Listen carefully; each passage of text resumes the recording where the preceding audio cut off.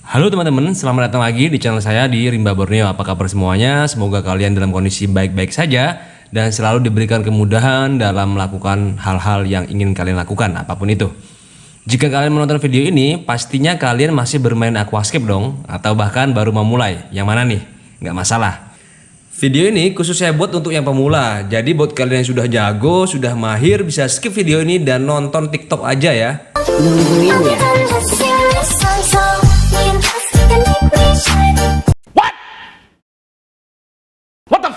Nggak bercanda. Ya tetap di sini aja, nggak masalah. Kasih masukan buat saya.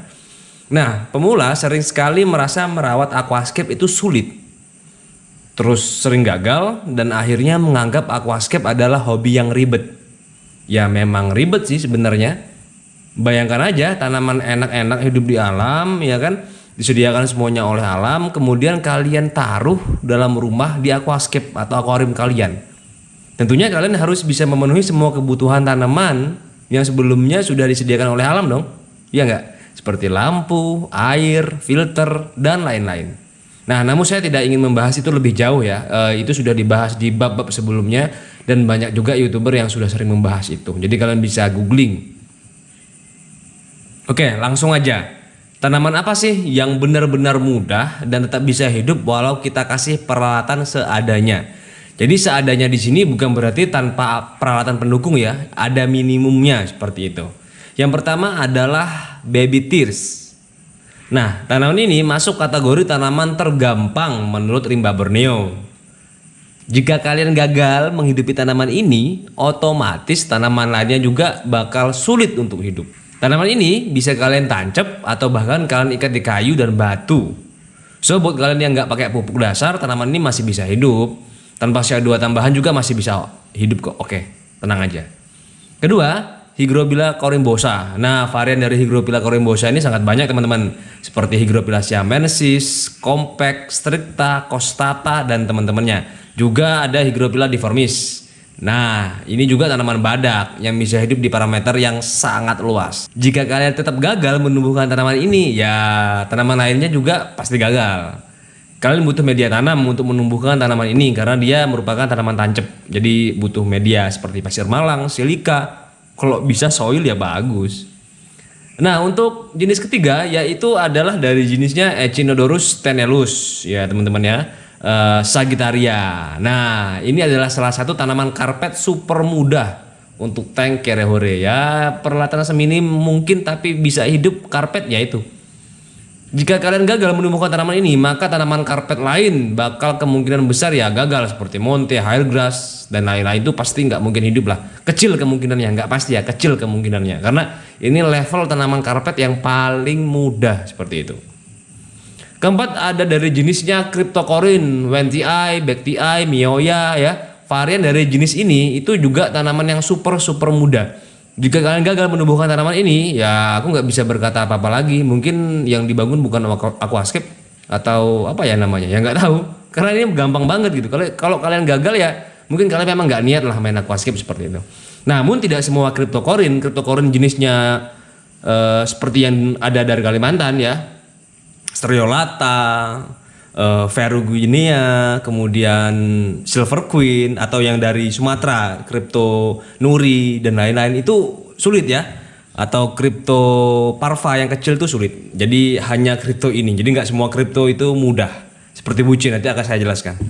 Nah, yang kelima nih ada varian dari stem yang cukup badak nih selain Hygrophila itu tadi kan Hygrophila agak gede ya. Jadi di sini ada yang lebih kecil daripada Hygrophila. Jadi buat kalian yang tanknya imut bisa masuk. Oke.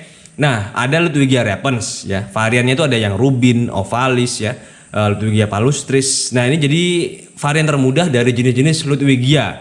Walau menurut saya lebih mudah baby tears sih. Ya, lebih mudah baby tears.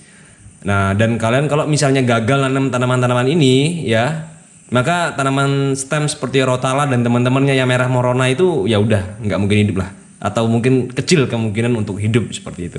Oh ya, Hygrophila polysperma ya itu juga gampang ya. Tadi nggak saya masukin seperti itu. Nah, untuk lampu minimum ya kalian harus miliki agar bisa menumbuhkan tanaman yang saya sebutkan di atas itu adalah 18 watt untuk 40 cm.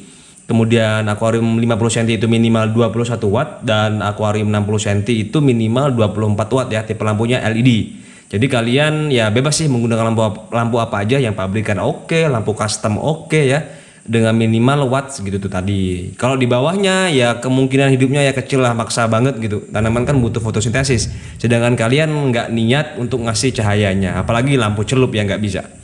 Oke, nah buce kok nggak saya masukin ke tanaman yang gampang nih? Oke, jujur aja buce Palandra yang beredar sekarang itu sebagian besar jenis yang sulit dan sedang, jadi bukan tanaman yang gampang gitu ya. Sebagian besar jenis buce Palandra yang gampang, yang mudah, yang easy itu banyak yang sudah musnah gitu. Jadi di tahun 2011 sampai 2015 memang banyak beredar jenis buce Palandra yang mudah, dan buce pun akhirnya digolongkan menjadi tanaman mudah. Namun di 2018 sampai sekarang itu sebagian besar yang beredar jenis yang sulit. Jadi buce nggak bisa dikatakan lagi tanaman mudah gitu ya, karena yang sulit dulunya nggak begitu laku karena dia habis, sekarang ya dijual juga gitu ya. Justru yang sudah habis itu habislah, kelar, sudah musnah seperti itu. Oke, ini juga informasi buat kalian yang banyak penasaran dengan buce Palandra. Saya kasihkan di babak ini ya, atau di video ini, walaupun saya membahas tanaman gampang, tapi saya masukin sedikit informasi soal buce. Jadi kalian harus tahu buce yang kalian terima dengan nama ABCD itu ya. Contohnya misalnya mini koin deh ya. Itu belum tentu sama dengan mini koin ketika pertama kali diperkenalkan ya. Sekarang banyak seller yang hanya cocokologi dalam penamaan buce Palandra. Jadi ketika dilihat kecil, mini, daunnya bulat, ya udah ini namanya mini koin, seperti itu. Ketika dilihatnya banyak glitter, bintik-bintik, dan warnanya merah, disebut brown red gitu ya. Padahal itu bukan varian atau spesies yang sama dengan yang pertama kali diperkenalkan.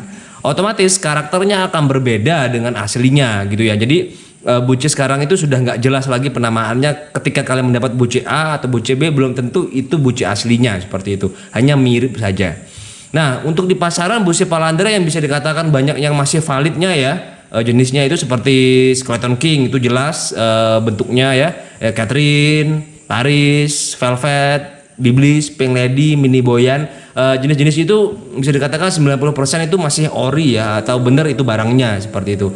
Yang lain tuh kebanyakan cocokologi itu tadi, alias fake, seperti itu ya.